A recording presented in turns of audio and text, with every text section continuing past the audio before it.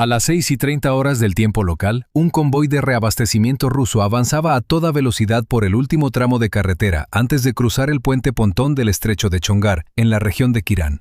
La formación medía 1 kilómetro de largo y estaba compuesta por 120 cisternas de combustible, 100 camiones de carga y 20 vehículos blindados BMPT Terminator que actuaban como escolta.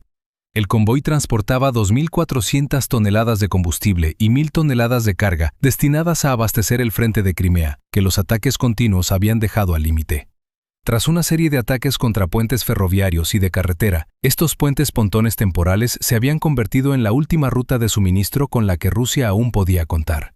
Ucrania conocía el plan ruso y convertiría esos mismos puentes pontones en una trampa masiva. Lo que Ucrania y su sistema de reconocimiento no sabían era que una estación de escucha rusa instalada junto al puente pontón había detectado su señal incluso antes de que el dron ucraniano hubiera despegado. A las 6:29 horas, 10 drones FPV ucranianos despegaron desde posiciones de emboscada secretas situadas 10 kilómetros al noreste del puente pontón. Siguieron la ruta del estrecho de Chongar a una velocidad de 120 kilómetros por hora. Su misión era alcanzar el puente pontón en el momento exacto en que el convoy estuviera cruzándolo lentamente. Pero para llegar al puente tenían que atravesar un puesto de interceptación ruso, trincheras, sacos de arena, emplazamientos de armas y posiciones de observación que daban al estrecho. Esta fortificación había sido construida recientemente para destruir los UAV ucranianos antes de que pudieran acercarse al puente pontón. El FPV líder bajó su altitud, avanzó a toda velocidad por la costa de Chongar y aceleró hasta los 130 kilómetros por hora. El operador mantuvo el retículo de puntería fijado en el techo de la trinchera. La cámara vibró violentamente cuando el objetivo estaba a solo 60 metros.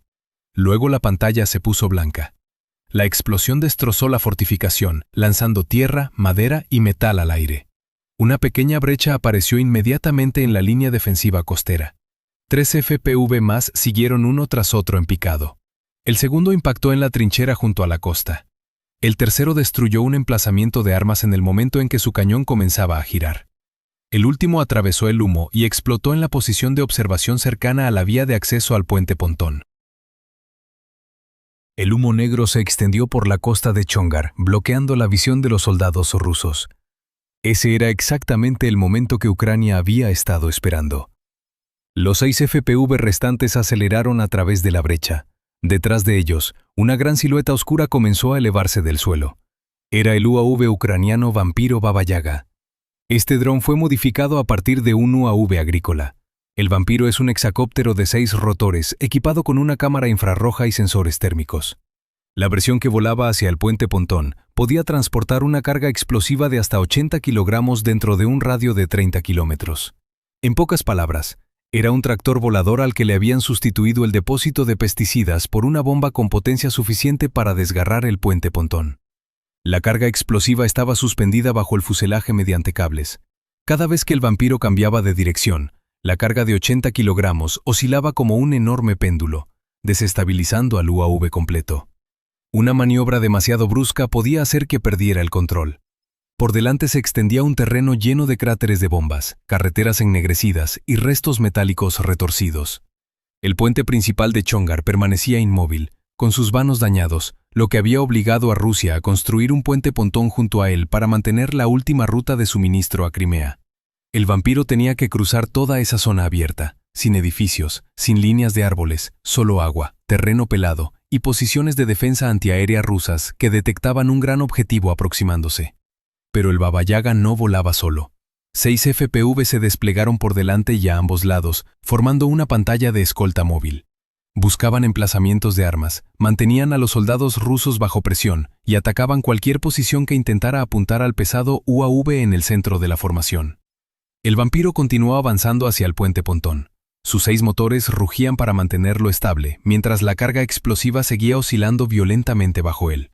A una altitud de 80 metros, el Baba Yaga era apenas una pequeña silueta oscura que se fundía con el cielo gris y el humo que se extendía por la costa de Chongar. En la pantalla del equipo ucraniano aparecían 6 transmisiones de video en directo, pero ninguna procedía de sus propios UAV. Eran imágenes de las cámaras FPV rusas que mostraban exactamente lo que los pilotos adversarios veían a través de sus gafas de control. El dispositivo que realizaba esa función era el Sense 4, un sistema receptor de señales de vídeo de UAV utilizado por Ucrania. Añadía una cuarta banda de frecuencia, ampliando su capacidad de monitoreo hasta 8,2 GHz. Esto era importante porque muchos FPV rusos habían pasado a operar en la banda de 6 a 8,2 GHz para eludir los detectores convencionales. El Sense-4 también podía decodificar señales de vídeo invertidas. Las fuerzas rusas invertían frecuentemente las señales de imagen para que los receptores ordinarios mostraran solo estática. El Sense-4 las invertía automáticamente de nuevo y restauraba una imagen clara para el equipo ucraniano. Era como conectarse en secreto a la cámara de alguien que te estaba vigilando. Lo que él veía, tú también lo veías. En ese momento, las 6 cámaras rusas estaban enfocadas en los FPV de escolta. Nadie miraba hacia arriba, al Baba Yaga que cruzaba silenciosamente la costa. El plan de supresión parecía estar funcionando. Pero el Baba Yaga no era invisible. Operaba con relativo silencio, emitía poco calor y era muy difícil de distinguir entre la bruma. Sin embargo, cada vez que el operador tocaba los controles, una señal de radio tenía que ser transmitida desde la estación de control al UAV. Y al otro lado del estrecho, las fuerzas rusas ya no miraban las imágenes, escuchaban esa señal. Un equipo de reconocimiento electrónico ruso, utilizando el sistema Skyhunter 4MP, comenzó a escanear la banda de frecuencias de 2 a 6 GHz. Este era un dispositivo de reconocimiento de radio pasivo diseñado para detectar señales de control de UAV y determinar su dirección de transmisión a corta distancia. El Skyhunter no interfería. Tampoco intentaba tomar el control del Baba Yaga. Solo escuchaba. Cada movimiento realizado por el piloto ucraniano generaba un pulso de radiofrecuencia. El Skyhunter captaba esos pulsos como si oyera a alguien hablar por teléfono en una habitación completamente silenciosa. Un dispositivo podía indicar la dirección desde la que venía la señal. 2 dispositivos colocados en diferentes ubicaciones podían cruzar sus líneas de marcación y reducir la posición de la estación de control a un área pequeña. Era como la identificación de llamadas para UAV. No bloqueaba la llamada, pero podía indicar desde qué casa se estaba realizando. El problema era que el Skyhunter era completamente pasivo. No emitía ninguna señal que el Sense-4 pudiera detectar. En la pantalla ucraniana, todo seguía pareciendo despejado. Las 6 transmisiones de video rusas permanecían enfocadas en los FPV de escolta, mientras el Baba Yaga continuaba volando directamente hacia el puente Pontón. El equipo ucraniano creía que no había sido detectado, pero las fuerzas rusas ya habían identificado la dirección de transmisión desde la estación de control. Mientras Ucrania creía que la táctica de supresión seguía teniendo éxito, el bando contrario había pasado silenciosamente de defender el puente a cazar a las personas que controlaban el ataque. El Baba Yaga cruzó el último tramo de costa y salió sobre el estrecho de Chongar. En la cámara, el terreno debajo parecía un aparcamiento que acabara de ser destrozado por la artillería. Cráter tras cráter, trozos de hormigón ennegrecido esparcidos entre secciones de carretera arrancadas. Por delante estaba el antiguo puente de Chongar. Meses de impactos de HIMARS habían dejado grandes agujeros en el tablero del puente. Cada cohete llevaba una ojiva de casi 90 kilogramos. Podía volar unos 70 kilómetros y alcanzar su objetivo con una precisión de solo unos pocos metros. Los impactos habían dañado la calzada, deformado varios vanos y obligado a Rusia a abandonar la ruta de cruce principal. Pero el HIMARS tenía un problema al enfrentarse al nuevo puente. No era un puente de hormigón, era un puente pontón. Un puente pontón no tiene grandes pilares hundidos en el fondo del agua. Está compuesto por múltiples secciones flotantes conectadas por pasadores y juntas de bloqueo. Si se perfora una sección, las fuerzas rusas solo necesitan extraerla, empujar otra sección y reconectar el puente. Disparar un HIMARS contra un puente pontón es como lanzar una roca contra una cadena de balsas flotantes. Puedes romper una tabla, pero el resto sigue flotando y puede ser reensamblado en pocas horas. Para destruir este puente, Ucrania no podía simplemente hacer más agujeros. Tenía que separar las secciones del puente. En la pantalla del Baba Yaga, la sección central del puente pontón comenzó a verse claramente. Los camiones rusos avanzaban lentamente sobre el tablero, haciendo que los vanos flotantes se hundieran y subieran bajo cada rueda. El piloto no apuntó al convoy. Observó la junta entre 2 vanos del puente. Ese era el verdadero punto débil. Las juntas eran las responsables de mantener todo el puente unido como una franja continua. Destruir un vehículo solo crearía un obstáculo. Destruir la junta correcta podía hacer que 2 secciones del puente se separaran, giraran de lado con la corriente y abrieran una brecha lo suficientemente grande como para bloquear todo el convoy. La carga explosiva moldeada de 80 kilogramos, suspendida bajo el Baba Yaga, concentraba la detonación en un área pequeña, como la diferencia entre abofetear la superficie del agua con la palma de la mano y clavar una aguja en ella. El UAV comenzó a descender. La carga explosiva oscilaba justo por encima del tablero del puente, dirigiéndose directamente hacia la junta en el centro de la ruta de cruce. Los 6 FPV de escolta también dividieron la formación. 2 corrieron hacia las juntas del lado izquierdo, otros 2 rodearon hacia la derecha. Los restantes continuaron volando hacia adelante para mantener bajo presión a las posiciones rusas. El plan era muy sencillo. Los FPV destruirían los pasadores de retención a ambos lados. El Baba Yaga golpearía la junta central. Ucrania no pretendía hacer otro agujero en el tablero del puente. Pretendía desmantelarlo mientras el convoy ruso estaba todavía encima. El piloto comenzó a guiar al Baba Yaga por su trayectoria de vuelo final.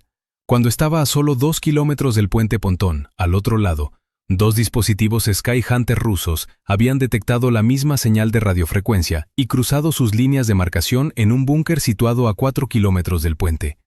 El operador ruso transmitió las coordenadas al comandante. La artillería podía disparar directamente contra el búnker, pero eso no garantizaría matar al equipo de control oculto bajo capas de tierra y hormigón.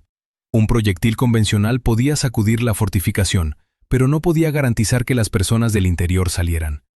Así que las fuerzas rusas enviaron 2 FPV hacia el búnker para obligar al equipo de control ucraniano a abandonar su refugio. Detrás de la línea defensiva rusa, un obús autopropulsado 2S-19 MSTAS ya había sido cargado con un proyectil Krasnopol de 152 milímetros. Este tipo de munición podía corregir su trayectoria hacia un punto designado por láser durante los últimos segundos de vuelo. Los FPV obligarían a las personas del interior a salir corriendo. Un UAV ruso que esperaba en el aire marcaría el objetivo. El Krasnopol haría el resto. En la pantalla del Sense-4 de Ucrania aparecieron de repente 2 nuevas señales de vídeo. Ambas se movían rápidamente desde el lado opuesto del estrecho, dirigiéndose directamente hacia el búnker. Su distancia y velocidad mostraban que solo estaban a 90 segundos. Los soldados ucranianos podían oír el sonido de los motores eléctricos acercándose a la fortificación. Pero eso era exactamente lo que las fuerzas rusas querían que oyeran. Lo que no podían oír era que un UAV de reconocimiento ruso volaba en amplios círculos a una altitud de 300 metros sobre ellos, manteniendo su cámara apuntada hacia abajo, hacia el búnker. No necesitaba atacar. Solo necesitaba esperar a que alguien saliera al exterior, marcar la posición e iluminarla con un láser para que el Krasnopol pudiera golpear. 2 amenazas se aproximaban desde 2 direcciones diferentes. Y en medio de todo ello, el Baba Yaga seguía transportando 80 kilogramos de explosivos hacia el puente Pontón. El piloto podía ver las 2 transmisiones de video de los FPV rusos en la esquina de la pantalla del Sense-4. Cada vez que el sistema actualizaba, estaban más cerca del búnker. Pero no podía abandonar la estación de control, y no podía detener el UAV en pleno vuelo. Lo único que podía hacer era entregar la bomba al objetivo correcto antes de que todo se derrumbara. Entonces la pantalla del Baba Yaga se convirtió en bloques de píxeles. La imagen se congeló. Volvió durante medio segundo, se fragmentó y desapareció de nuevo. El piloto empujó la palanca de control hacia la derecha, sin respuesta. Un segundo después, el UAV giró bruscamente hacia el este. La carga explosiva suspendida por cables continuó moviéndose en su dirección original por inercia, tirando de toda la aeronave bruscamente hacia un lado. Estaba controlando un hexacóptero que transportaba 80 kilogramos de explosivos, con un retraso de casi un segundo entre cada comando y respuesta. El piloto cambió inmediatamente de frecuencia en la estación de control. Era el procedimiento estándar ante interferencias. Si un canal estaba bloqueado, pasar a otro antes de que el bando contrario pudiera seguirle. Pero la señal seguía siendo inestable. Cambió de nuevo, sin resultado. Lo que acababa de golpear el enlace de control era el sistema ruso Repelente 1. El sistema no necesitaba ver el Baba Yaga. Solo necesitaba detectar el área donde operaba el UAV y luego inundar los canales de comunicación de control y navegación por satélite con interferencias dentro de un radio de 2,5 kilómetros. El Repelente 1 no se bloqueaba en una frecuencia específica, inundaba con interferencias todas las frecuencias a las que el piloto podía cambiar. Imagina intentar oír a alguien hablar por radio mientras otra persona enciende docenas de altavoces al mismo tiempo en todos los canales. Podrías cambiar de frecuencia cuantas veces quisieras. El ruido ya estaría esperando ahí. Por eso cambiar de canal no tenía ningún efecto. Si el enlace de control se cortaba por completo, el Baba Yaga no desaparecería de inmediato. Podía continuar volando por inercia o desviarse de curso con la carga de 80 kilogramos aún oscilando bajo él hasta que la batería se agotara. Entonces caería sobre lo que hubiera debajo. El piloto solo tenía una opción: aumentar la potencia del transmisor. La señal más potente comenzó a abrirse paso entre las interferencias. La imagen volvió, aún parpadeando e interrumpiéndose, pero lo suficientemente clara para que el piloto viera que el Baba Yaga se estaba desviando del puente pontón. Empujó la palanca de control hacia la izquierda. Un segundo después, el OB se inclinó lentamente de regreso. La carga explosiva describió un amplio arco bajo la aeronave y luego comenzó a estabilizarse mientras el Baba Yaga regresaba a su trayectoria de aproximación. El piloto había recuperado el control. Pero no fue una victoria gratuita. Cada vatio adicional enviado a través del transmisor hacía que la señal desde el búnker fuera más fuerte. Y cuanto más fuerte era la señal, más fácil resultaba para los dos dispositivos Skyhunter rusos medir su marcación con precisión. Antes de eso, solo sabían que la señal venía de un área de varios cientos de metros de amplitud. Ahora sabían exactamente en qué fortificación se encontraba el equipo de control. En la pantalla del Sense 4, los dos FPV rusos continuaban estrechando su patrón de vuelo alrededor del búnker. No habían picado todavía. Volaban de pasada, giraban y se aproximaban de nuevo, obligando a las personas del interior a elegir entre quedarse allí y ser atacadas o salir corriendo y quedar expuestas. Por encima de ellos, el UAV de designación de objetivos rusos seguía circulando. El MSTAS seguía esperando las coordenadas del láser. La trampa se cerraba con cada segundo que pasaba. El piloto ucraniano había salvado al Baba Yaga de las interferencias, pero también le había indicado a las fuerzas rusas exactamente dónde estaba sentado. Y los 80 kilogramos de bomba bajo el UAV aún no habían sido soltados. El Baba Yaga cruzó la mitad del puente pontón, luego redujo la velocidad y se quedó suspendido sobre la orilla opuesta. En la cámara, el piloto buscó el foso de anclaje donde los cables de acero conectaban el puente a un bloque de hormigón en la orilla. Ese era en realidad lo que mantenía todo el puente en su sitio. Las secciones del pontón podían subir, bajar y moverse con la superficie del agua, pero el sistema de cables de anclaje impedía que la corriente las arrastrara fuera de posición. Destruir una sección del puente solo crearía una brecha. Destruir el anclaje podía hacer que múltiples secciones se desalinearan al mismo tiempo. El piloto localizó el foso de anclaje cerca del borde del agua y dio la orden de bajar la carga. El motor del cabrestante comenzó a soltar el cable.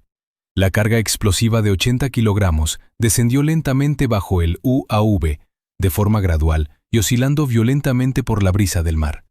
Una ráfaga de viento empujó el Baba Yaga casi 2 metros hacia el sureste.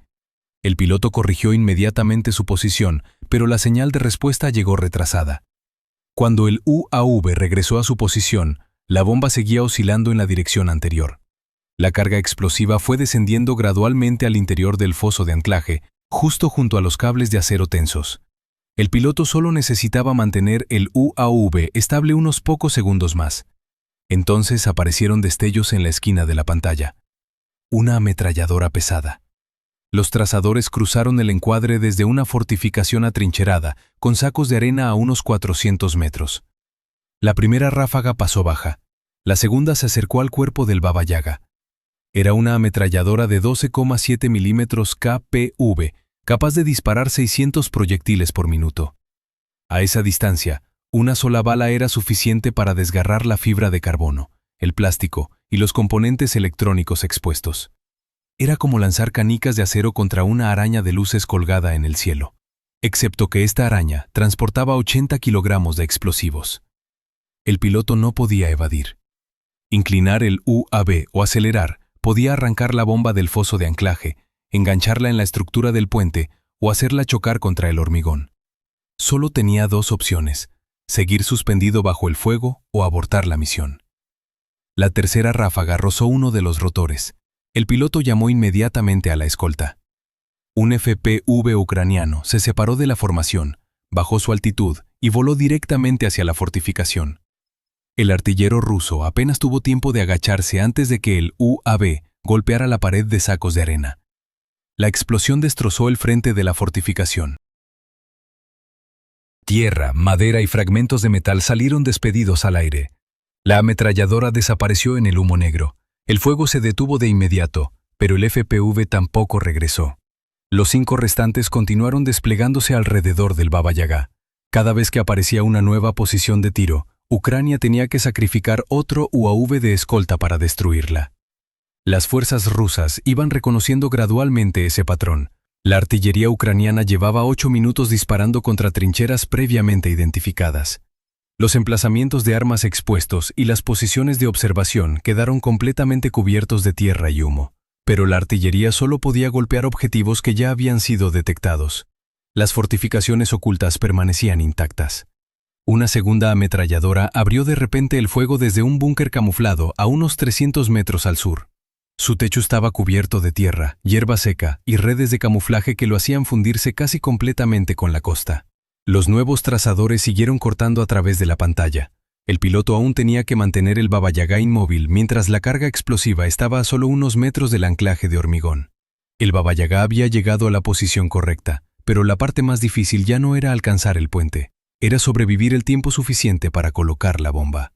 De regreso en el búnker de control, el primer FPV ruso apareció. Las personas de dentro oyeron el zumbido de 4 rotores funcionando a plena potencia antes de que el Sense 4 mostrara su imagen. En la transmisión de video rusa, el techo del búnker apareció desde arriba, redes de camuflaje, filas de sacos de arena y el oscuro rectángulo de la entrada. El FPV picó. El equipo ucraniano anti-UAV en la trinchera vecina levantó sus escopetas.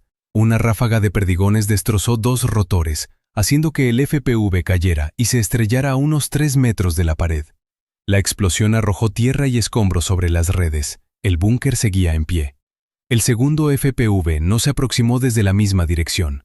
Rodeó bajo desde el este, se mantuvo fuera del ángulo de tiro del equipo con escopetas y luego voló directamente contra la pared exterior. La onda de choque golpeó fuerte en el pecho a los 2 operadores.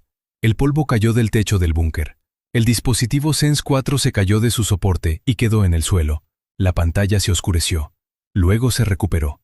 3 señales más convergían desde 3 direcciones. El operador de monitoreo agarró el hombro del piloto. El piloto no levantó la vista.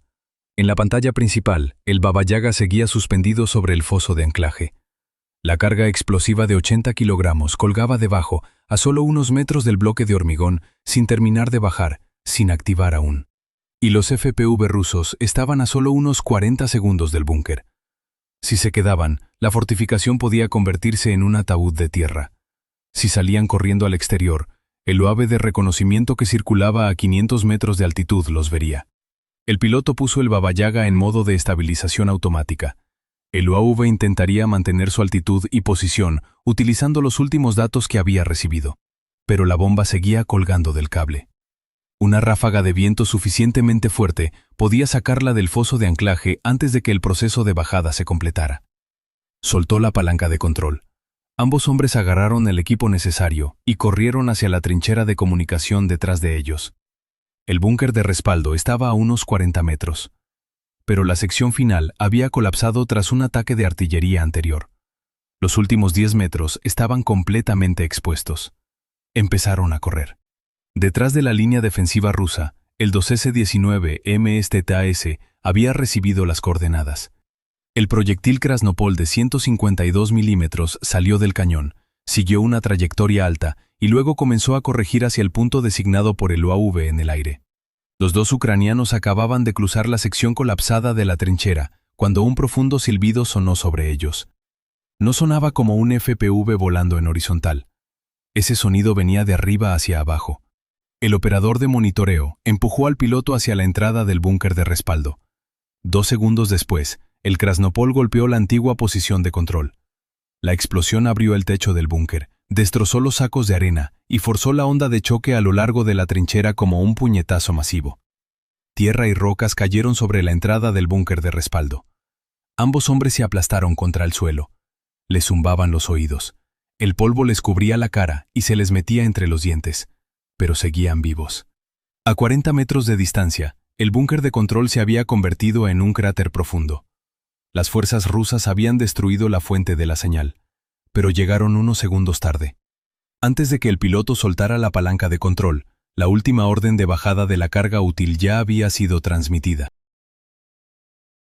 El motor del cabrestante del Baba Yaga continuó soltando el cable según el programa que había recibido.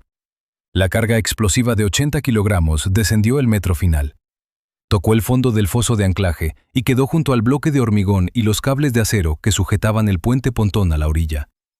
El Baba Yaga retrajo el cable automáticamente, ganó altitud y abandonó la zona por su trayectoria de vuelo de respaldo. El humo de las fortificaciones destruidas lo ocultó. Las armas rusas seguían enfocadas en los 5 FPV de escolta y no se dieron cuenta de que el gran UAV había completado su misión. La bomba había sido colocada, pero no había explotado. Ucrania no necesitaba destruir el anclaje todavía. Si la explosión ocurría demasiado pronto, el convoy ruso se detendría antes de avanzar sobre el puente. Necesitaban esperar hasta que las cisternas de combustible y los camiones de carga estuvieran posicionados directamente sobre las secciones del pontón. Los 5 FPV restantes cambiaron de dirección y circularon fuera del área de observación. Su misión ya no era proteger al Baba Yaga, esperaban la señal final. Cuando el convoy ruso cruzara, un FPV se lanzaría en picado hacia el foso de anclaje y detonaría la carga explosiva de 80 kilogramos. Los demás golpearían las juntas entre las secciones del pontón. Las fuerzas rusas creían que acababan de destruir al equipo de control y detener el ataque. Pero el Baba Yaga ya se había ido. La carga explosiva estaba en la posición correcta, y el puente pontón ya no era una ruta de suministro. Se había convertido en una bomba esperando a que el convoy entrara. El convoy ruso comenzó a avanzar lentamente sobre el puente pontón. Los BMPT Terminator iban a la cabeza. Los camiones de carga lo seguían. En el centro de la formación había una larga fila de cisternas de combustible que hacían hundirse y subir cada sección del puente a su paso. Fue entonces cuando aparecieron los 5 FPV restantes. 3 de ellos ascendieron inmediatamente a una altitud de 100 metros. Aceleraron, apuntaron sus morros hacia abajo y se lanzaron directamente hacia el centro del convoy, como si se prepararan para morir. Los artilleros rusos reaccionaron de inmediato. Las torretas de 30 milímetros de los BMPT Terminator giraron hacia los puntos oscuros que perdían altitud. Las ráfagas de fuego comenzaron a desgarrar el espacio aéreo sobre el puente. Todo el poder de fuego ruso se concentró en los FPV de arriba, y eso era exactamente lo que Ucrania quería. Los otros 2 FPV cayeron casi hasta la superficie del agua. Siguieron la línea de la costa y el terraplén de tierra, volando tan bajo que el flujo de aire de sus rotores perturbaba el agua debajo de ellos. El grupo de arriba era como un puñetazo dirigido directamente a la cara.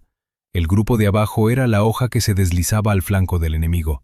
Un FPV señuelo fue destrozado en el aire por una ráfaga de fuego de 30 milímetros. El segundo continuó su picado, obligando a las torretas a girar más hacia el centro del puente.